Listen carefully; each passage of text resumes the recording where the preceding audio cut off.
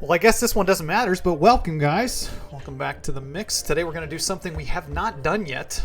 We're going to do a review. I think a lot of people have kind of asked me, like, how do you review mix games in general? We're going to jump into some hands that I actually wanted to review. So we're going to put the music in the background. We'll record it. We'll download it, and we'll send it off to all the other stuff. But we got two tools we're going to be using today for some of them. We're going to be using Flop Draw Alpha. Again, this is not out for public consumption yet. Should be soon. But if you guys ever use code LMG, they will give you access to the free version, and they will let you know when the paid version comes out. But there are some features in here that are not available yet. And then, of course, we're going to use Chris's lab. If you guys have not, he did the commentary for the 25K. I haven't watched it yet. I'm going to watch it when I get a chance. And then he's doing the commentary for the High Roller 100K Bowl here today, too. Over the next 3 days with Ali and Alex. But a couple hands I wanted to actually just jump right in and start reviewing. I think I've got about 6 or 7 hands, and then one actually from our good friend Donkey on Tilt asked. But what we're going to do here is we're going to start with this hand right here. And this is a kind of a simplistic hand. Realistically, like the 3 is going to open from, a position where this 3 should actually be opening, I would say, pretty wide considering the cards behind him. Like the king, and the ace are realistically never calling here. You have you have a possibility that the 10 calls depending on what my hand does over here with the 8. But you expect the 3 to be raising pretty liberally in this spot. So one of the first things we're going to do is we're going to jump over to Stud Flop Draw Alpha, and we're going to explore the stud equity. There we go, do 7 rounds. And what we got to do is we got to put in the dead cards. So let's put the dead cards in first. What happens here is there's going to be a king, king of hearts, 10 of spades, and an ace of spades. That is going to be the dead. Hand 2. Our up card is the 8 of diamonds, and hand 1 is going to be the 3 of clubs. So first thing we're going to do is we are going to run it. I'm going to make this table just a little bit smaller for you guys so you can see a little bit more of what's going on over here. Looks almost good. Give me a sec here. 1 second. There we go. All right. So now you can see that it says that it has a 52% versus 48. This is not correct. This is against 100% range. Now, I wouldn't expect the 3 to be opening 100% here. If the 3 is opening 100%, that is it's just he's stealing way too much in this situation. So what we want to do is we want to this is kind of interesting. He updated this. I haven't seen this yet since I've played around with this. So you guys are gonna let's filter by percentile. This is an easy way to do it in my mind.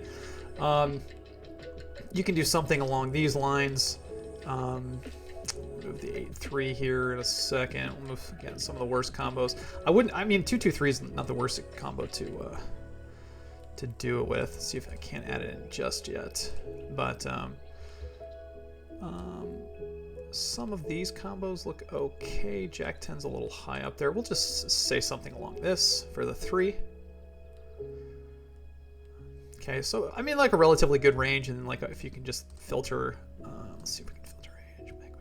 Add remove combos. There we go. So like you can add this or like something that it might have a deuce in it, like king deuce or something along those lines. Deuce deuce in the hole I think is actually something that they might steal with as well. We're going to save that range, and then we're going to give our hand our exact hand. So let's do this. We'll just do 9-4. There we go. Super easy. Thank you guys, to the guys at Stud Flop Draw for this. And we can see here, basically against range on range here, we're pushing 50%. I don't feel like we necessarily have to jam in this situation, given that if the 10 comes along, it's kind of like whatever. I still think you can like flat with some decent hands here. You don't have to just jam every single time. I think like jamming is a totally fine strategy. There's nothing wrong with it. But I also think it's something to keep in mind. But again, I'm going to start under the assumption that I think this 3 is relatively wide. I'm trying to think if there's anything else I really want to add in this spot.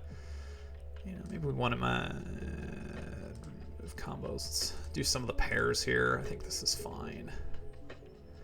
Just gives the opportunity for our opponent to steal. Now, 3-3 doesn't make sense. 6-6 maybe. But I think you're going to get a lot of steals there in that spot. Jack 9 might be a little bit too much. I think some of the Jack combos here might be a little bit much. but I think the deuces, most tens. All right, let's do something like that there. And again, we're just like pushing 50% of the equity. So let's go back over to this spot. And he's going to open. We're going to flat with the 9-8-4. And we're going to go to the next street. We catch a jack. Our opponent catches an ace. So pretty easy here. And honestly, if we, again, filter and add... Oh, I'm sorry. We need to update boards. So the 3 catches the ace of hearts. And we catch the jack of spades. And we're going to run that sim. Now, here's something to consider, too. Like, once he catches an ace up here, we have to remove some of the combos. I wouldn't expect him to call with all these combos at this point, but we are pushing 62% against the equity. So I think it's a very clear bet, like, once we know in this situation, not only in, like, most Raz games, but we take the lead at this point. Now, if he calls in this situation, what we probably need to do is, again, he does call if we go back. He's going to call. And once he calls, we have to adjust his range because some of these situations now he just doesn't have some of these combos. So if we go back to the range and we go filter, add, remove combos, deuce, deuce, 3 deuce, 4, like all these combos that are kind of like really, I would say, out of there at this point. I think the 10s are still calling. So this kind of like looks like a decent-ish range at this point. I think this is fine. I don't think we're getting jammed too much. So if we save this range, at this point, it's going to go down a little bit, but we're still pushing 56 about. So seems totally fine. We're going to go back over here to the next street. We catch a 5 and he catches a deuce. Again, I don't think there's too much to be said here. The deuce is a pretty good card for him, but there are no deuces out there as well. So let's update the boards. He's going to catch the deuce of spades. We are going to catch the 5 of clubs. We're going to run this one too. And we can see here we're pushing about the same, about 56% equity here. So again, still pretty clear bet. I would say one thing, if this was a situation where like we were pushing maybe 50 or a little bit, you know, like right around there, like it's kind of close between like checking our range. Because I mean, if he's got a decent draw here, we're probably going to get raised by some of the combos. So I think like it's close, but I still think just having the betting lead in this situation is totally fine. So we go for the bet. He does call. We do not get raced. Something to keep in mind. Pretty bad street for us. He catches a 4. We catch a 5. So I believe now he's going to be in the lead, especially since we do not... we have this 4 in our hand, so less likely he pairs us. And one of the things that we're definitely going to have to look at is, you know, should we even continue with a 9 draw in the situation against that range? My guess is yes, considering he started out probably pretty wide, but I haven't looked at it yet. So let's do the update boards thing. Oh, the other thing too is we also, I think this is one thing that's important to do. Again, I think we're going to remove some of the combos here. If he pairs some of these and we make Jack 8-5, he could continue with some of these theoretically. I think I'm going to remove some of them, but like if he has deuce 3-4 in this spot, he might still continue in this situation because he's still getting around 20%. If we go back to what he was getting on the previous street, so we're gonna we're gonna bet, and I mean he's getting, what is he getting at this point? Roughly 4-1, so he's roughly getting 4%. If he's got a really good draw in this situation, I don't think the reverse and applied odds are super bad. So I think like he's probably going to call with some of these combos. If we go over here and we do add remove combos, 10 deuce, 9 deuce maybe, but I think a lot of these other combos he might still call with. So let's save that range at this point. It's going to go down a little bit for us, but not too much. Drawing at the 10 does make sense still because we have a possibly a made jack at this point with a redraw to an 8 or worse. So definitely if he's got a 10 in this situation, he is still calling. Let's update it again at this point. We'll go back over here again. He catches a 4 and we catch a paired 5. So we catch 4 diamonds and we catch the 5 of heart. Oh, sorry. Sorry. 5 hearts. Not sim. And now we can see he actually jumps into a pretty big lead in this spot by having the his range. Obviously, at this, his range jumps pretty far ahead of us at this point. Now we can see here he's got actually a pretty good lock on us in some of the combos for sure. And this is kind of an icky spot, right? Now, if we go over and getting the immediate price, if we round it up to say 36, we're getting 1-6. At that point, 1-6, we need about 18%. With reverse implied odds going forward, basically what you usually do in the situation is say hello. Hello. Basically, what you do in this situation is you're going to add up what your the next two streets are plus the pot, and then divide it. So actually, if we do the math over here, we can do it's going to be 12 plus most likely 12 if he bluffs plus 34.26, 58.26. We'll get to do 12 divided by 58.26 to get our rough estimation of like what a reverse implied odds going forward. About 21% in this situation is what we technically need to basically be okay in this spot. And as you can see, we're roughly getting 30. So we definitely still have enough equity going forward, because in this spot, just based off the immediate pot odds we're getting, we need about 16 point something percent, but with the reverse implied odds, we need a little bit more because we're probably going to have to call 2 bets. So given the fact that we have about 30% here against his range, I think this is, again, just a kind of like grit your teeth and just call.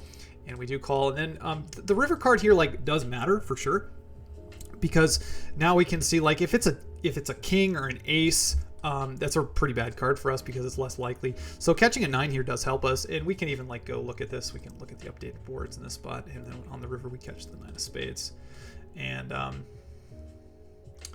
we have about 24% once he bets the river. Again, just based off the math at this point, we need 6 divided by, we'll say 52.25, and we need technically 11.5% to call here. So given the fact that we have 24, definitely just peeling. Now, one thing again I just mentioned, but say we update the board here and we catch, instead of a 9, we catch a king. So we were at, what was that, 23, about 24%. Let's see what it does here when we catch the king. Now we jump down actually almost 2.5 points.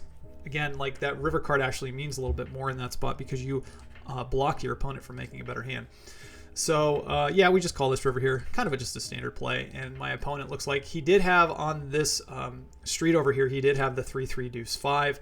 Again, I initially thought that like some people might think they give it up, but again, the visibility of his hand going forward seems totally fine. He did have a good draw with the 2-3-4-5, but catching that 9 obviously helped us out as well. So did I have a jack? I guess I did have a jack, yeah, and we called the river there. So we paid it off pretty light, but that's kind of like what do you do in a lot of these situations in Raz is you just get pretty sticky. Not too much to say there. All right, next hand is a stud 8 hand. Got to skip forward a little bit. I would love to be able to just highlight this and just go straight to the hand, but I can't do it just yet. So let's look at this one. This is the next one.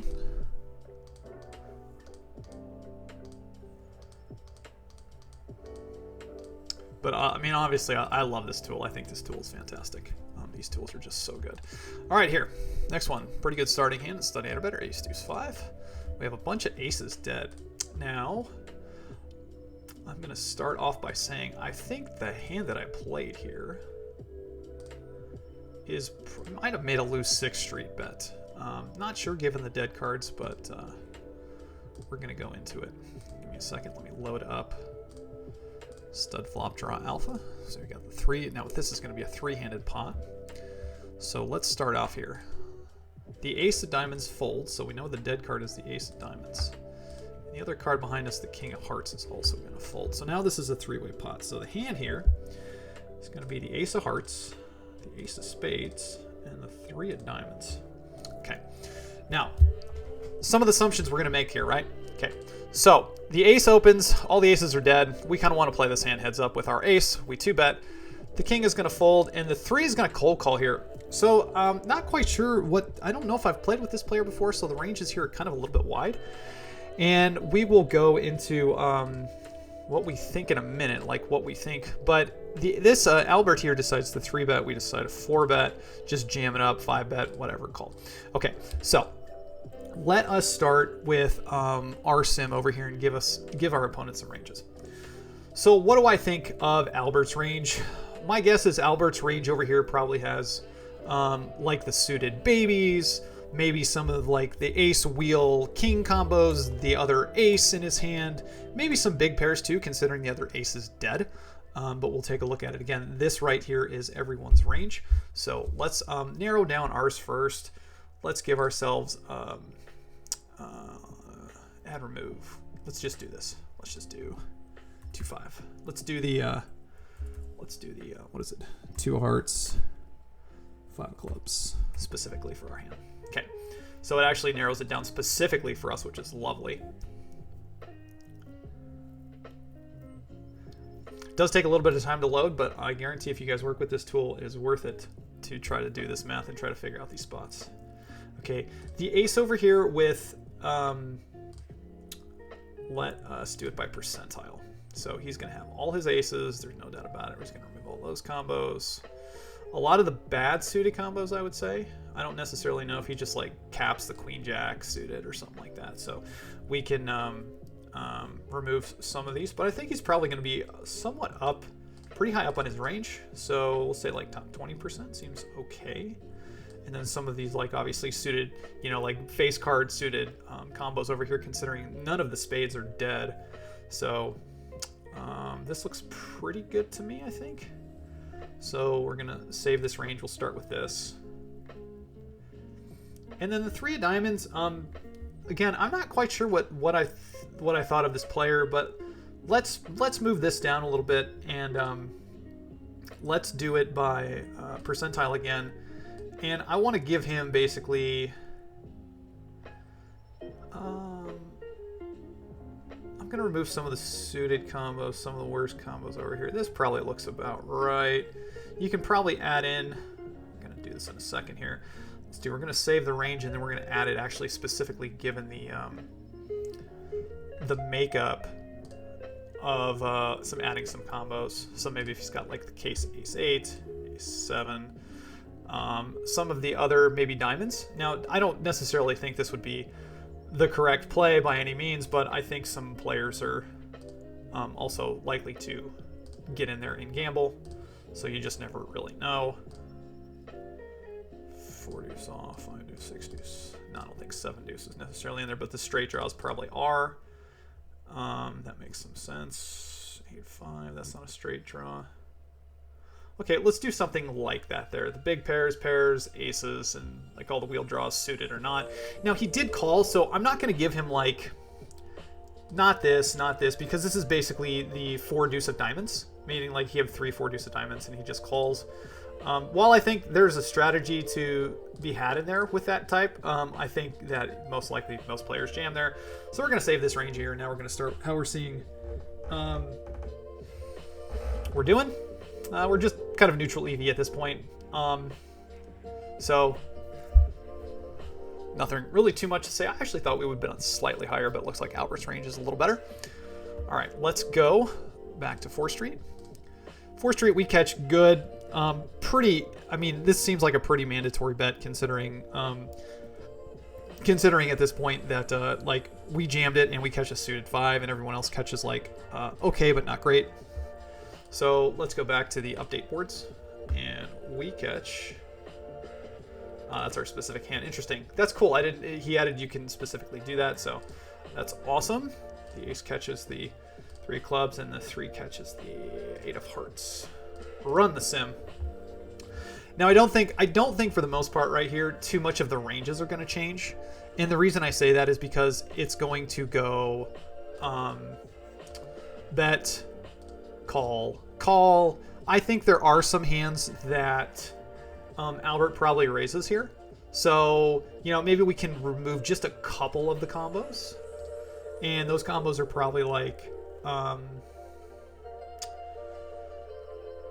deuce 4. I guess 1-5 is dead. I still think we're going to get jammed a little bit here by some of these combos, so let's remove that. The deuce 4 combo, the deuce 5 combo, deuce 6 you might still have, the 4-5 combo, the deuce 5. Let's give him the ability to still make a wheel. I don't think he's got 3-3 here now. We didn't get raised. But he's still peeling, so let's save that range as well. And then the 3, I don't really think anything's going to change that much with the 3-8 at this point. We didn't get raised. You know, I think he's probably calling this other street anyways. So, all right, next street we're going to see. We catch a queen. Everyone kind of bricks here, but we still have 5s. So I like to bet again. And now I'm kind of curious how we're actually doing. I didn't want to give up the betting lead, it looks like. So let's go to update boards. Not sure if I like this one or not, actually. 3 catches the queen of spades, especially now since Albert can... This queen of spades actually probably helps him a lot more. Even though there's the king of spades over here. So I actually think this is a bad bet now I think about it before I even look. Yeah, Albert's pushing more equity than us in this situation, so I don't like this bet for sure. So not too much to say here. I probably should realistically check, maybe go for some check raises range on range. But I mean, keeping the lead is not the worst thing in the world, but I think just kind of looking at the equities, I think this is just kind of a mistake. Now, one thing I will say, I think we might be able to clean up again some of the ranges over here. So let's go to Albert's. I think because there is no low, if he had a spade draw at this point, we would have heard from it. So all of the low combos here that would have spade flush draws with it, I think are just, they're out. Like, yeah, I think they're just all out at this point. He's pushing so much equity. You can even see in a 3-way pot, like every single one of these combos he's pushing equity with. We can probably give him, again, some of the low flush draws if he makes pairs here. That one, it's kind of close with some of these over here as well. I guess I'm still going to give him... No, he's pushing so much equity that I just think he doesn't really have a flush draw too much here now, given that he didn't raise. So we'll give him some of the combos, like if he has a pair, but not too many in my mind. And over here too, you can see his combos too with the aces are pushing a ton of equity. I mean, you would expect him to raise. So again, I think these combos are gone. I think they are gone. And if he's not, he's just not pushing a ton of equity that he should be. Ace queen would definitely raise. Ace king, I'm going to give him the ability to have aces here by letting him have kings and ace king here. Queen queen he doesn't have, he would raise that one too. So this looks probably good. And then going, oh no, I didn't save it, did I? Oh, darn. 1 second. 1 second. Sorry guys. This is the live stream, so if I make a mistake, I can't pause the video. But you got to remember to filter out. Again, I think he doesn't have any of these over here. But one of the things that's awesome about stud flop draw is the ability to see the color coded equity side of it, to see like which ones have the most equity. 5-4 off. Again, I'm going to give him the ability to still make a wheel and then have this flush draw over here. So okay, let's save the range. And then the king 8-3 over here. Calling. Yeah, he's calling with all these combos over here, I think. King, again, probably would have heard it. So let's filter out some of the combos here. Jack's probably okay. And again, I think we would have heard from 8s or 3-3 at this point if he was rolled up. So the 9-6 off, 9-5 off. I don't know how those combos got in there. The offsuit combos shouldn't be in there, really. These make sense to me. Some of the pairs with... even like the 2-pair, I think, is possible for some players in this spot to not raise. I think they might just be playing it a little bit over tight. This makes a little bit of sense. I think this range actually looks okay. Deuces are probably not in there, but you never know. We'll just start with that range. Again, every single street, every single bet means something, and you kind of have to take that information away. We're kind of like neutral EV in this spot, given the action. Now this is the street I really wanted to look up. Now this spot over here is the spot I wanted to look up, just given the fact of like what's dead. And looking at the dead cards and evaluating this, I think I make a pretty big blunder here, and I bet with my 5s, hoping to maybe get someone to fold and then kind of get the pot heads up. And I'm pretty optimistic giving the pot sizes. So I think this is a pretty big blunder here. We catch a 6, the ace queen 3 of hearts, and the king over here catches the 8 of spades. Let's run this sim too. Yeah, this is a big blunder on my part. We're only pushing 22 against these ranges at this point. So I was kind of hoping for something that just like was not going to happen. Also too, like I can go for a check raise in this spot, given the fact that like if I check here, my opponents are doing just fine. But I do go ahead and bet, and it goes call. Again, this is a pretty big blunder in my mind. And not too much going into the river here. If I had to clean up anything, I probably should. So let's look at the 3-8 add remove combos. I mean, I think all of these combos want to theoretically raise, but they might not. So maybe we'll just remove the full house. I think some players get scared for what it's worth, especially when they don't have a low draw and they're staring a low draw in the face against kind of this action. Is there anything he's not? Is there anything he's folding? I don't really see a ton of equity where he's not folding. He's still got a low draw in a lot of these other spots, so I think he's just probably calling. We're gonna save that one here, and then Albert's hand's a little bit more defined. There's just not that many combos of the 3, but let's see. Does he raise the 3 anyways?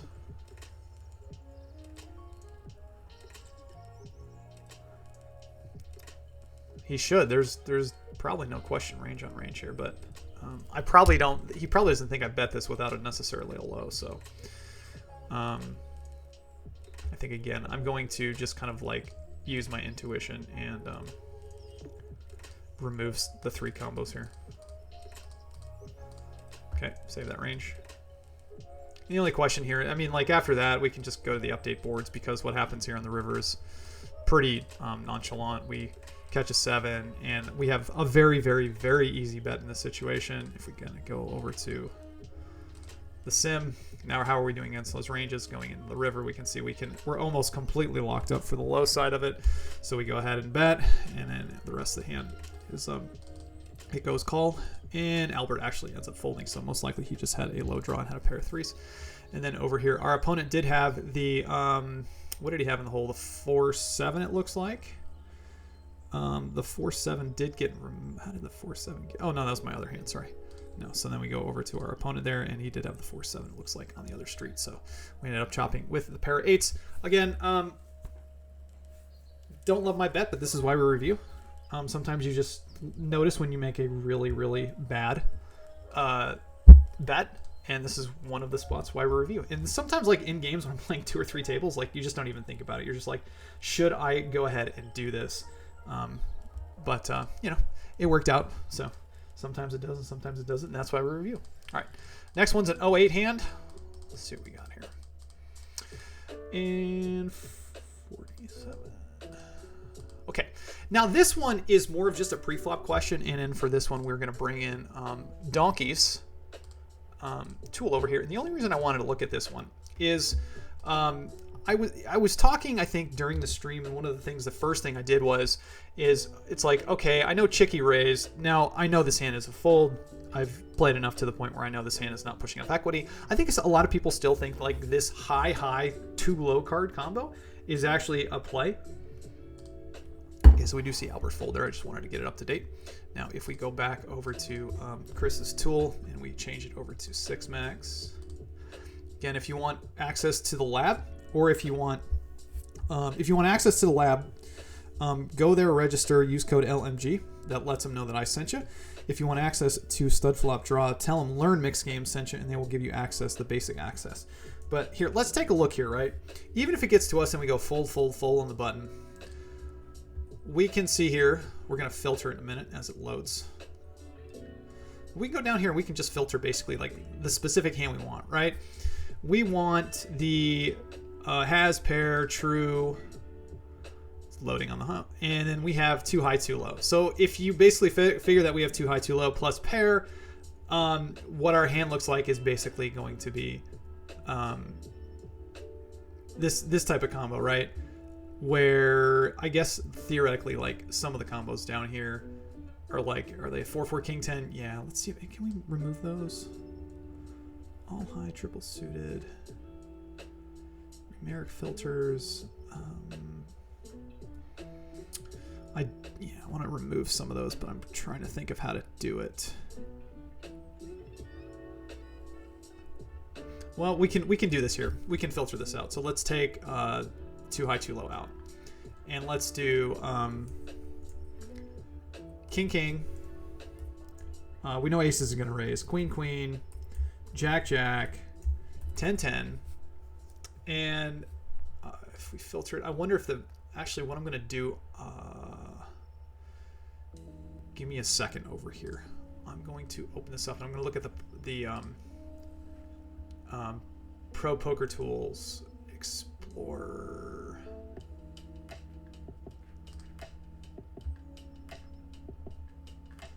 So here, we're over here. We're in the Range Explorer specifically. We want the low-low combo. Ace King. Let's see there. Okay, let's see if we can do that. So if we go back over here and we do this. And then we want to include, let's see, is there a low combo? Low, let's see, low. Broadway, low-ish.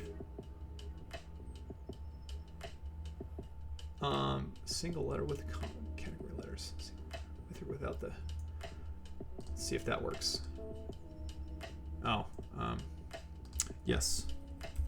So king, queen, jack, 10-10. And then we'll do low. See if that works. There we go. We did it. No ace. Let's see if we can do this one more time. No way. Okay, so 1, 2, 3. King, queen, jack, 10-10. Include low, no ace. And there we go. All right, we had to figure that one out for a second, but we got all the code. So basically what this is these are all the high pairs that have low cards in them, suited or not suited. And we can see, even if we go scroll down and see, like, make sure we're doing it right, we even have like the jack, 6-6. So this looks good. We don't need to, the double pairs are kind of irrelevant at this point. So if we look at it, we see that we're actually raising about 44% of those combos, and we're still folding the majority of them at 55.6. Yeah, so if we go back over here, we can look at this specific one, but I wanted to review this specifically, like how often are we opening? Now, if I go back over here and I actually want to copy that, I want to cut this out. I want to copy it, doesn't matter. And let's go fold, raise, fold, right? We open this one up.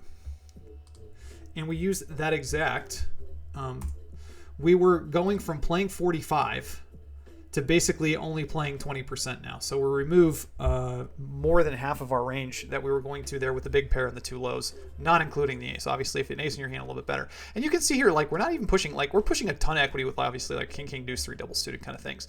But we're not pushing as much as nearly some of the equities here if we had an ace in our hand with some of like our really premium hands. So if we go back and look at the specific one with queen, deuce, 8, we can see how much, like, let's just do this. Let's go back over here and let's do fold first. Fold. And let's look at the queen, deuce, 8. Deuce 8. Queen. There we go. And we can see here, it is raising the double suited queen, deuce, 8, but it's still basically like just pushing a little bit of equity, not that much. 6 per 100 is not that much at all. And if we decided to even like play our hand over here, it'd be kind of, do we have a suited queen or suited 8? Like, yeah, the suited 8 over here. Catastrophic from like 30 big 100, big mistake. But we already kind of knew that generally. Now, if we go back and see, like, would it open if it goes, oh, this is fold. This is if it goes fold. So it's still like pretty big mistake here. Now, if someone raises in front of you with like somewhat of the proper range, and we go queen, deuce, 8.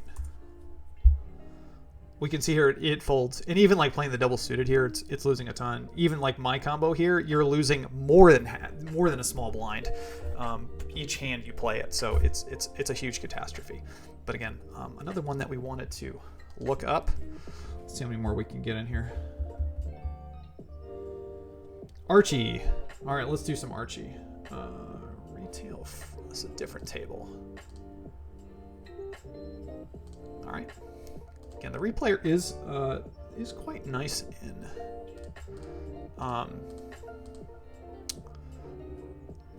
the replayer is quite nice in Phenom, which I do like. Probably update a little bit. Okay, under the gun here, technically four-handed. We open ace 4-5 of hearts, 3 to a steel wheel. And Archie, again, Archie is 6s or better, meaning you need 6s or better to qualify for high, or it's an 8 or better low, just like a stud 8 or better or Omaha 8 or better. Though that is the low functionality. It's not deuce to 7. If you qualify for high and another person qualifies for low, you will split the pot. If you guys both qualify on the same side, meaning there's 2 highs or there's 2 lows, whoever has the better side of it will scoop the pot. And if no one qualifies at showdown, you guys are going to, the best high hand gets all of it. So we're going to open over here. Now we're going to go back to stud flop draw. And what we're going to do is we're going to go to, let's do the draws. I don't think there's an Archie. There is an Archie. Interesting. Oh, this is... I thought that was a starting hand one. This is just an odd calculator. Starting hand rate. I don't think there's an Archie. No. Okay. So odds calculators over here, and we'll get to RG66 in a little bit. But so this is what we want to do. We're going to take our dead cards as well, but we open player behind calls and the big blind folds. So now we're heads up. And this is one of the spots that I think most people don't know what to do in Archie. Because, you know, a lot of times if you're playing in like deuce to 7 games, or if you are playing in a game where you have similar equity with, say like like Badusi, right? Like you have the option right here to keep like a 10 Badugi or a, you know, with a 2-3-4. The 2-3-4 is very similar to the 10 Badugi, and usually I've told people like you just want to break in that situation, because like basically having that type of hand is kind of the same thing. If you have a rougher draw, you usually want to keep the 10 Badugi. This is a little bit different, because I think a lot of people would say it's like, oh, if my opponent has a flush draw here, and you know I can make a 6 low, I can still scoop them that way. Well, that's the case, and that's not necessarily the case. So what we're going to do over here, and this is one of the nice things again about stud flop traps, we can basically make it two draws, and we can give our hand, our exact hand. We start with the ace 4, 5, and then on the next draw we catch the ace of diamonds and the 6 of diamonds. So we're going to save that hand. The dead cards were the, I'm going to go back and just look myself real quick. The Jack of Spades, 9 of Diamonds. Okay. So the dead cards were the Jack of Spades and the 9 of Diamonds. Okay, we're going to save those. And hand 2 over here is our opponent. Now, we want to give him a range, right? We want to give him probably something like 40% and then maybe like a 15% range where he flat calls us. And again, we can specify the draws here, and if we go back over here, we can see he took 2 on the first draw. So yeah, I did it again. So 15, 40, first draw, D2, save hand. All right, let's look at our hands. And it will tell you what to throw away in this situation, as we can see. He is in position. We are out of position, as it also says too, with 2 draws left. What are you supposed to do in this spot? You are supposed to draw 3. Now, I don't draw 3 because, like, say if I want to go up here and I go back to my hand and it says, like, I'm going to throw this away and I'm going to force keep these cards, right? I'm going to force keep the ace a6 and throw away the 4-5. Actually, I should have thrown away the 4-5. So let me do more. 4-5. The reason I'm doing this is I want to show you guys the difference in equity sometimes. So if we just draw 3 here, we're turning our hand face up and saying that we have a pair. If we draw 2, we kind of leave some things open to interpretation and maybe like lose call downs on a later street. So at this point, having whatever we had before, which I don't remember because I'm going to have to add. So now we have 57.6. Let's go back over here and take these out. And 4, 5. Sorry, 4 and a 5. We had 57.5, I think. And now this way, if we don't force them, something like, I don't want to force it. There we go. You gotta get used to the syntax here because it's gonna tell me to throw away, yeah, 3. So 57, basically, like we have close to the same equity versus keeping the ace a6 versus drawing 3. So again, giving your opponents the ability to make hand reading mistakes on a later street is, I think, more important. A lot of times I would check in this scenario, but given the fact that I think this player's played this, I think aces are just crushing this player's range, so I do go ahead and bet. We get called, and we do draw at the ace a6. Now he takes 1, and we do catch the queen 10, so we're going to go back over to this one over here. We are going to say this 5-4 is gone, and we're going to catch the queen and the 10. And again, information about your hand is super important, what you've thrown away and what you catch. Because if you're starting to catch all low cards, a lot of times your opponent, like more often than not, has some sort of like flush draw. There's 1 draw left, and on draw 2, he takes 1. Again, I think this is like fine. So how are we doing with the aces against that range? We still are pushing about 50% equity. Again, it's still going to tell me to take 3. I don't love it just because it turns my hand into a pair, but like kind of playing it like this, you're kind of playing it the way I'm doing now, is you're kind of like saying I have a high hand anyway, so like maximizing your equity is not necessarily the worst mistake in the world. He calls, and then on this river here, we catch a 9 and a 5, and I don't think there's really anything else to do but check. He could have 2 pair, he could just have a draw, we check, and he checks back, and it looks like he had a flush draw. Probably started with the 2-3 of spades. It's close. I don't know if I'm calling with the 2-3 of spades, to be honest, even though it's 3 low cards, just because it's hard to make up that equity. I mean, like, you want to have an ace in your hand usually, because obviously if you make aces a lot of times in Archie are going to be good enough to scoop. So, but the thing is, if you make deuces or threes here, deuces or threes don't even qualify. So that's another problem in his own right. So I think we play that hand fine. It also kind of helps when your opponents do kind of like, you know, have kind of a wider range, and you can just kind of bet down pretty liberally, I would say. All right, next one is we gotta, 1 second, I gotta change. I got to change the hand history here. So 1 sec. Now to open your hand history in Phenom, what you have to do is you technically have to open one of the tables, and then you can go input it. And this one is, all right. Let's go back over here. We got the new table pulled up. See if it just auto pulls it up for me. It does. All right, this is hand number. Now let's go first. All right. There's a little bit of heads up in here, but there's a couple things I wanted to look at. Now the first one is this one in Limit Hold'em. Now, one of the things that I wanted to just look at generally was how are we doing? Where's the threshold, right? And this is just super easy using Donkey's tool. So let's go over to the lab again. Let's go to Limit Hold'em, heads up, and let's go. My opponent raises button, and we just want to see. We can see here that we're folding less than 10% of the time, heads up. But I want to see what that threshold looks like. Like, what are the combos we're actually folding down here? And we can see it's basically like the worst of the worst. 9-4 is technically a call. I ended up folding this one, but again, not giving up much. Like, you're only giving up 2 per 100. Now, one thing that is pretty, like, I would say a little bit significant is if you start moving up a little bit over here, if you start making these folds, it's a little bit worse, obviously. Like, folding a suited hand here, you're almost folding like 10 per 100, any suited hand, so you don't want to do that. I just wanted to know where the threshold was, and in using this tool over here, it's super easy to see that, like, these are the threshold points of where you should be folding.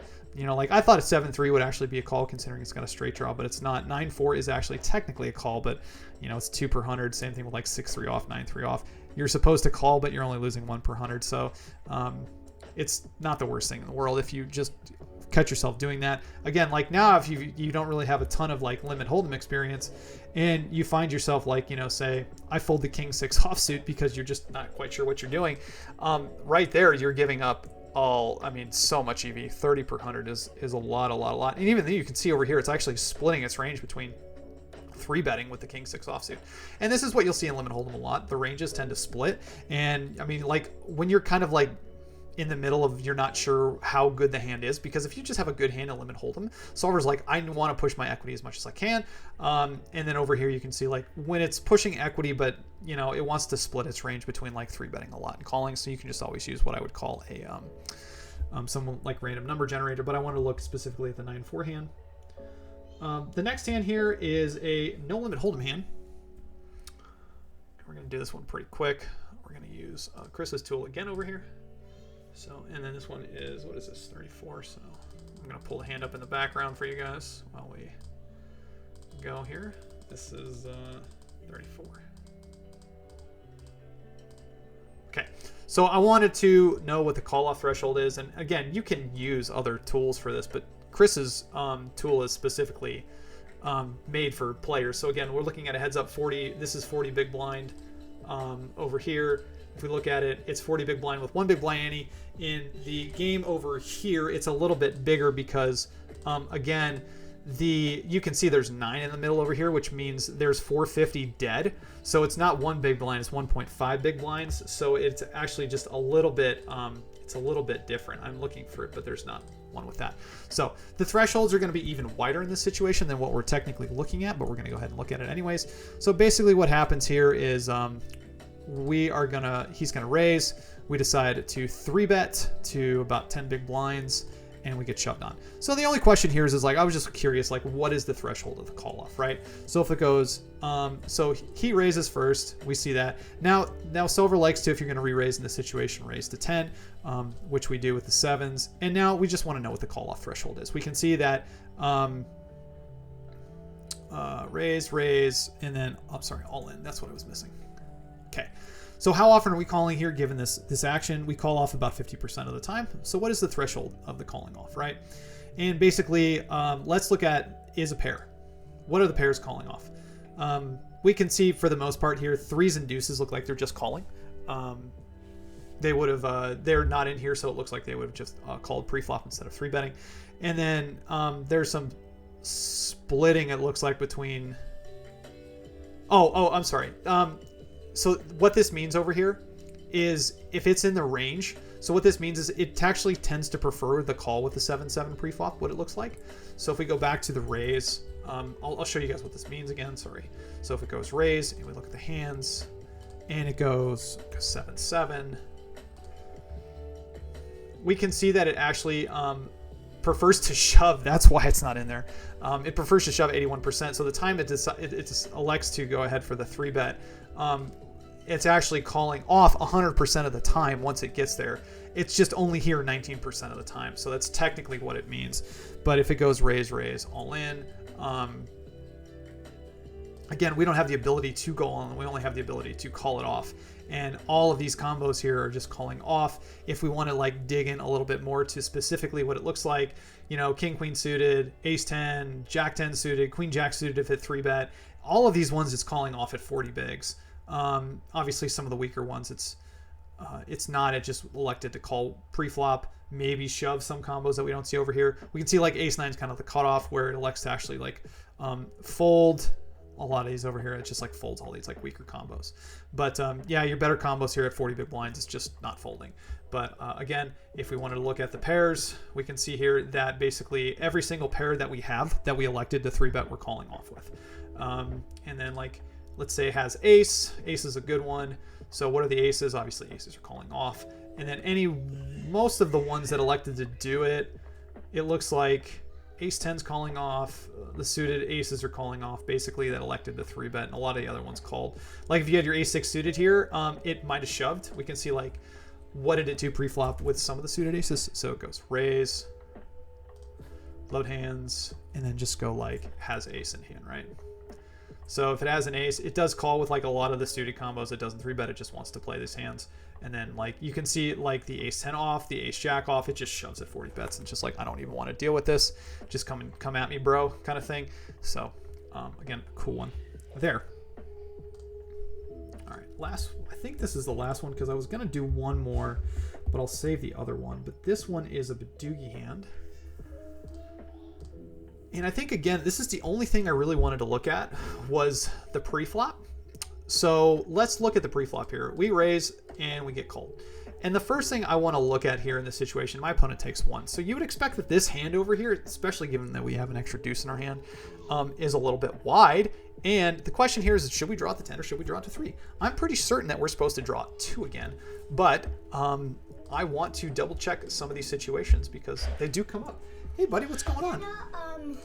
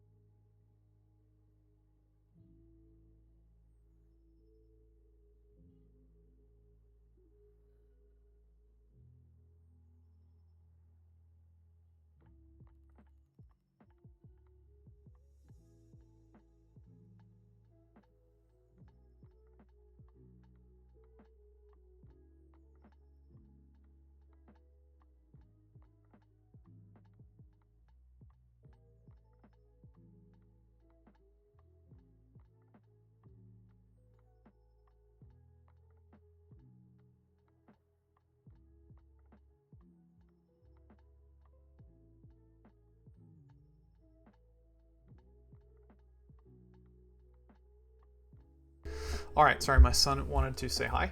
Our specific hand here, again, is we have the deuce, deuce, 3, 10.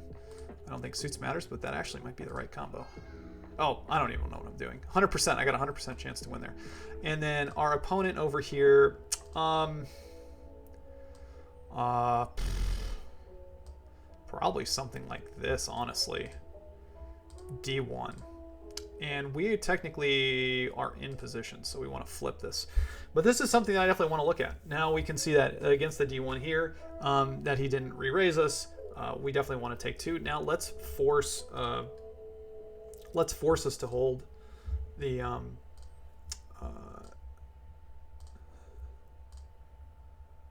let's force hold it.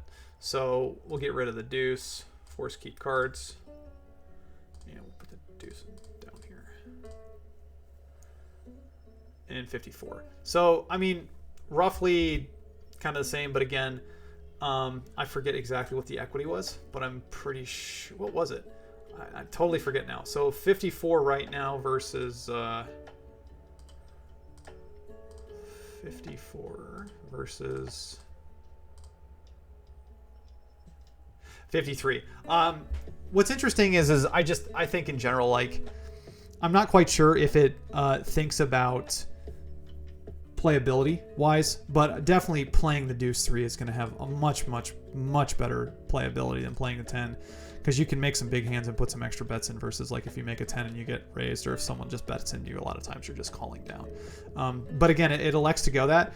I usually tend to agree with what it says for the most part, even though the equity is slightly higher going the other way. But again, I think like less than a 1 point equity switch basically means that, you know, you should be going for playability almost always, more often than not.